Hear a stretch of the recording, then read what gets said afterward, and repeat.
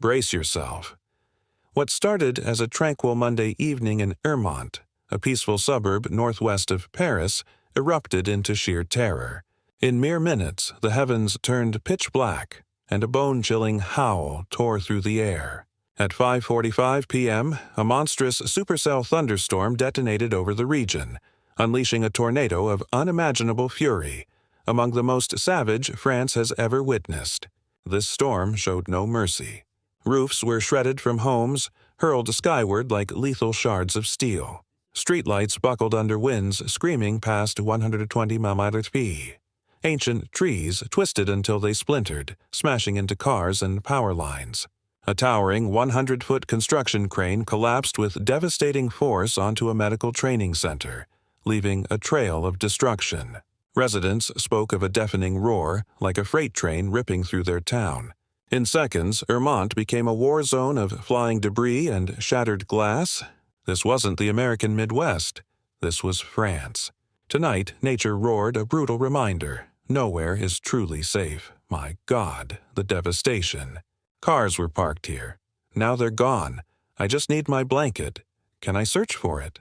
It began as an ordinary afternoon in Ermont.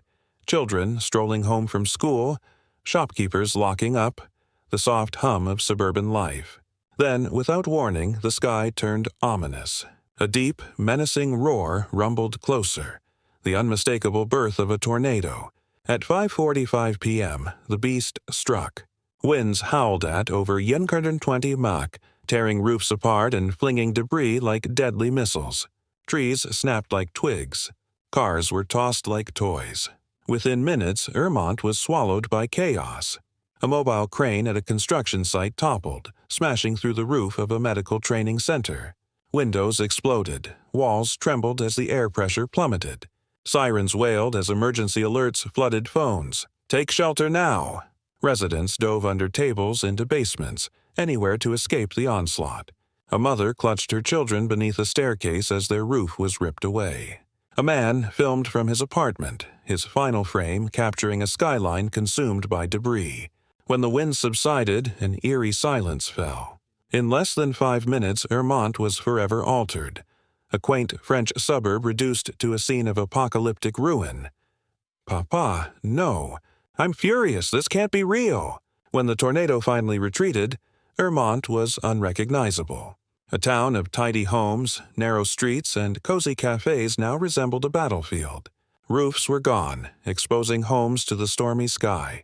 Walls lay in rubble, cars flipped, and shattered glass sparkled like ice across the pavement. The Medical Education Center, crushed by the fallen crane, stood as the disaster's grim emblem. Firefighters battled through twisted steel and concrete, their flashlights piercing the dust-choked air to find survivors. One witness described an endless cacophony of sirens and screeching metal. Power lines dangled over flooded streets. Parks once alive with laughter were now littered with splintered trees and debris. Entire neighborhoods plunged into darkness as power failed, the air thick with the stench of rain, oil, and smoke.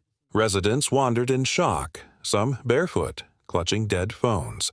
In the northern town, apartment buildings stood gutted, windows blown out, balconies torn away.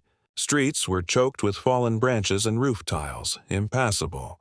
Emergency crews moved house to house, shouting into the rubble for signs of life. The destruction carved a merciless path through Ermont's heart, a miles-long scar of nature's wrath. In moments, decades of homes, businesses, and memories were erased. Ermont stood, but barely, its skyline shattered against a darkening horizon. Hello? Anyone there? Within minutes of the tornado's retreat, Ermont became a full-scale crisis zone. Firefighters, police, and paramedics charged into the wreckage, their sirens piercing the debris-strewn streets. Over 200 emergency personnel flooded the Val d'Oise region, driven by a singular mission: save the injured, secure crumbling buildings, and prevent further catastrophe. At the medical training center, rescuers clawed through mangled steel and concrete, calling out to those trapped beneath. Every few minutes the town fell silent, listening for faint cries. Roads were blocked by uprooted trees and shattered power poles. Bulldozers carved paths for ambulances while utility crews braved rain and wind to neutralize live electrical lines. Helicopters buzzed overhead, guiding rescue efforts with aerial views. Hospitals in nearby Pontoise and Paris braced for a surge of patients with trauma, fractures, and hypothermia. Schools and community halls transformed into shelters where, by nightfall, rescue teams had pulled survivors from the wreckage, but dozens remained unaccounted for. Ermont was now a town of sirens, floodlights, and relentless heroes racing against time and despair. The wind.